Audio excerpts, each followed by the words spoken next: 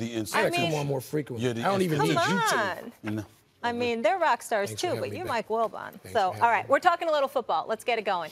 Max, Danny Dimes. Disappointing showing yesterday against Kyler's Cards. He threw a touchdown and a pick as New York lost at home to Arizona. Michael, you had this tweet about the Giants quarterback. You were on fire yesterday. Bears made me angry the whole day for the whole league. All fired up. So we can avoid hearing all that Danny Dimes crap in the wake of 8 sacks, 2 lost fumbles, and a pick at home against the Cardinals.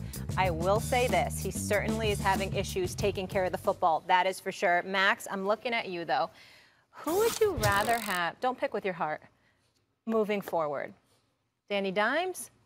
Kyler Murray. Oh, sorry, I won't call him Danny Dimes. You're mad about that right now. Michael Wilbon's going to hear all that Daniel Dimes crap right now. He doesn't think he deserves a nickname Wilbon yet. and I are about to argue. This man who took me under his wing when I moved to D.C. to host Around the Horn and showed me around the Wizards facilities and introduced me to everybody. I appreciate it, but we got to go at it now. Look, we were just talking about this in the last segment and during the break a little bit. You know, but let me. The kind of quarterback that succeeds out the gate nowadays is an athletic quarterback, because they're expected to play as rookies, which didn't used to be the case. Sometimes as early as week 1, but early in the season. Danny Dimes, if we don't see him for 3 years, that'll be okay. Week 3. Not 3 years, week 3, he's in the game.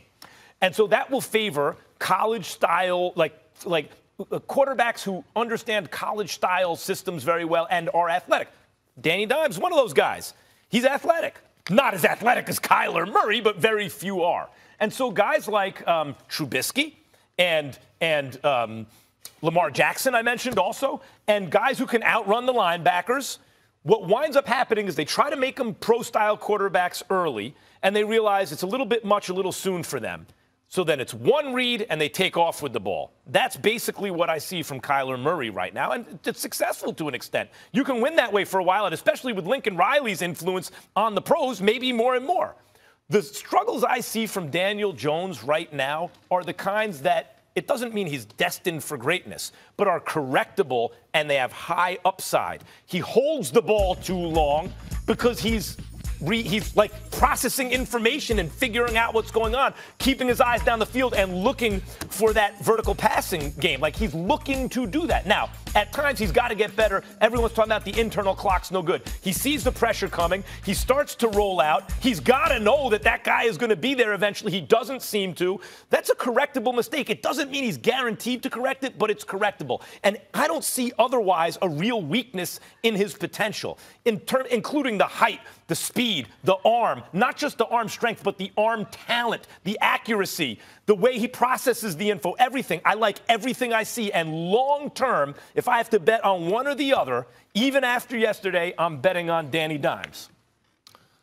I would trade my quarterback for Daniel Jones right now. So let this not sound like an indictment I'm issuing on Daniel Jones. And these two guys could be pretty close. I think they're both correctable situations. I think you have two situations where they can be coached, and they may be with the right coach. I think I would take Murray because of what we're seeing, strangely enough, with Lamar Jackson. There's an alternative. Let's just say that this, and by the way, the college influence that we're seeing, Max, I mean, I don't think it's going to go backward. I think we're going to see more of it. People are paying quarterbacks so much money. They want them to play earlier. What can they do earlier? Run college football systems. So I think that can work with Murray as well as Jones. I think these guys are going to be interesting to watch going forward. I take Murray right now by a hair. But when I was talking about Danny Dimes yesterday, the overstatement about every single quarterback that comes into the league 6 weeks into his career is what makes me crazy. He's had one good game. Like, I know he's had one good game. I would take him. I'd draft him. I'd like to have him. But let's not make him sort of the savior of the New York Giants. There's a quarterback in this league that I call Porn Star Jimmy. That's what I call him. All right? And it's not just because he showed up in Hollywood with a porn star. It's because other people who will remain nameless had already given him a nickname before he had accomplished anything. They called him Jimmy G. Okay? And my whole point was he didn't deserve it yet.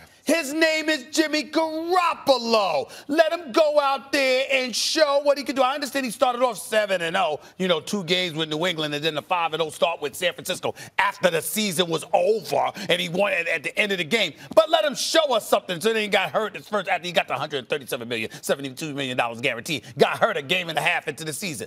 My whole point was, let him do something first. That's what I say about Danny Dimes. I like Danny Dimes. I like Daniel Jones. I like the nickname Danny Dimes. But does he deserve it? No, he does not deserve it. Don't you think folks were overcompensating because they were so terrible to him when he got drafted, so New Yorkers felt guilty? Well, I would say that. And the other thing is that he was certainly a better option than what Eli Manning had regressed to. We get all of that. But what I'm saying is, the issue in question about folks looking at these guys is the hype that comes associated with you before you do any damn thing. And the fact is, he came in, you play a game against Washington, you play a game against Tampa, where he really showed out against Tampa. He had a really, really good game, and he showed for the first time in 14 years that the Giants had a quarterback that could actually scramble. But in the end, when we look at him, we still need to see more. I look at a Kyler Murray, and I'm saying to myself, he is miniature in size. That is the only thing you can look at him and say, I would prefer Danny Dimes over Kyler Murray. I don't want to act like I'm the first person to say this. Like, I'm not trying to present this as a new idea. But shouldn't we be looking at Pat Shurmur as it relates to Daniel Jones? He has lost more than twice as much as he's won as a head coach. Hold it. You really asking me that question? Who's been all over Pat Shurmur? That's why I prefaced it. I'm talking about with respect to Daniel Jones.